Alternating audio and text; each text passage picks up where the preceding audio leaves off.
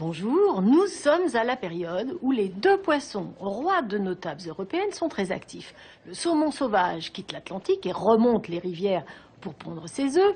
Le thon rouge fonce à toute allure au fond de la Méditerranée. C'est aussi l'époque où ils sont le plus vulnérables.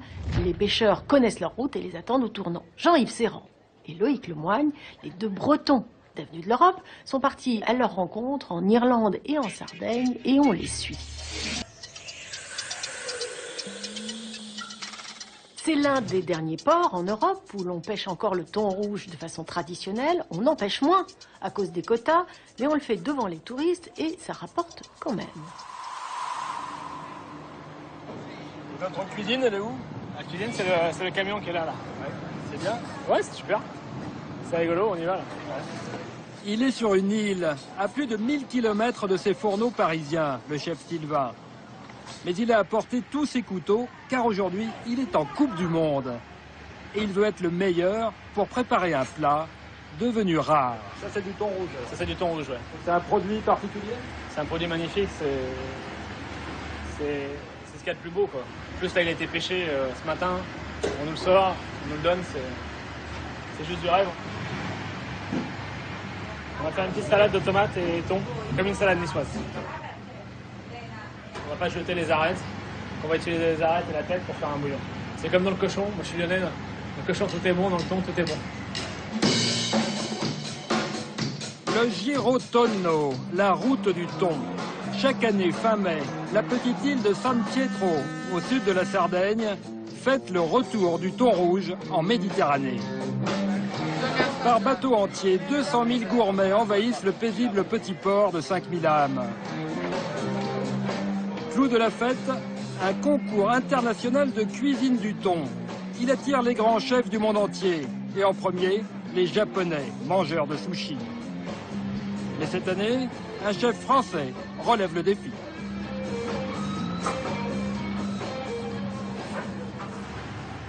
Vous allez être dans les thons? Bien, on arrache une. Combien d'assiettes? 130. Le thon rouge de San Pietro vient d'être pêché et sous les yeux des grands chefs. Pour eux, l'île renoue avec la traditionnelle matanza, la tuerie des thons. Une technique millénaire, un piège, tendu sur la route que le thon emprunte chaque année fin mai quand il rentre de l'Atlantique.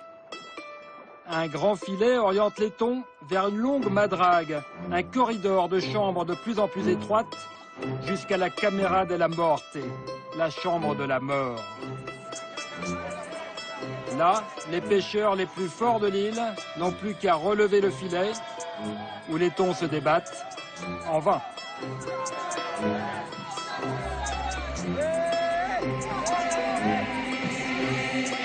Une pêche longtemps décriée par les écologistes pour sa cruauté.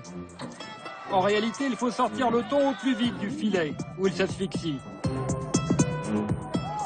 Ces images ont été tournées par un pêcheur de l'île il y a tout juste 50 ans. Les hommes utilisaient alors plusieurs crochets pour hisser le thon à bord.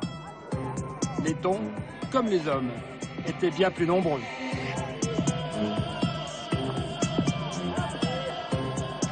Aujourd'hui, les pêcheurs œuvrent sous le regard des carabiniers. Tout est réglementé. Les sardes n'utilisent plus qu'un crochet et des palans pour ramener les pièces de 2 à 300 kilos qui vont être travaillées par les grands chefs.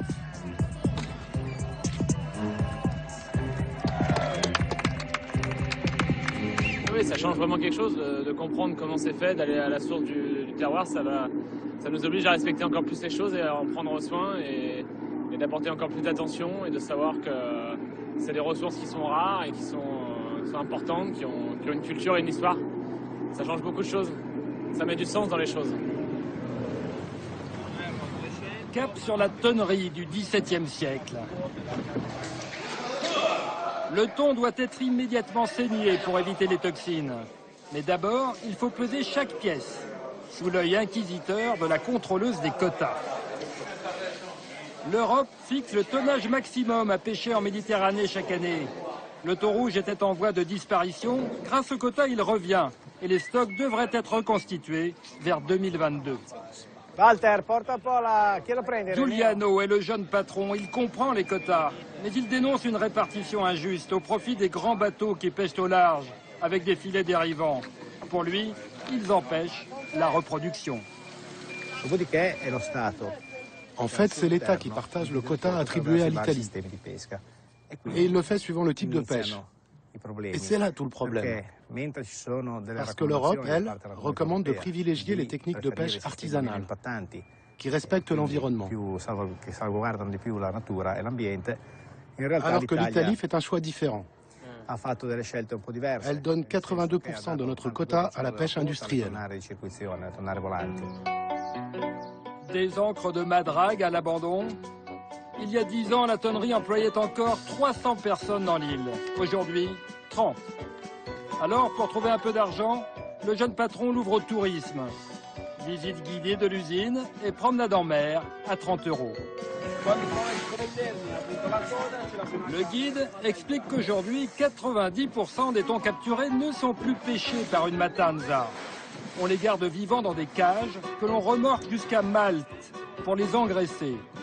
Les Japonais payent cher les thons vivants et les touristes plongeurs payent cher pour frôler les thons vivants.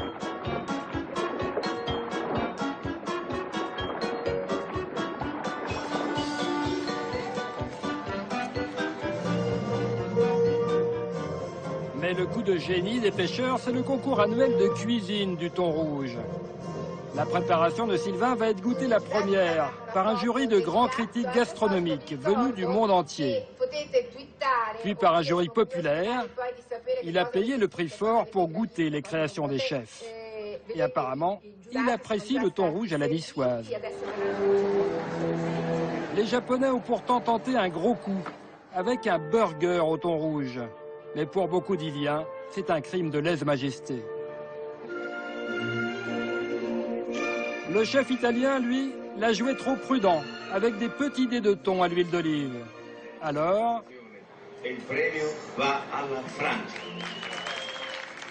Eh oui, le chef français est champion du monde de cuisine du thon rouge, mais il n'en proposera pas à Paris. Le thon rouge est encore trop rare. On se quitte et on se retrouve sur Facebook. Bye.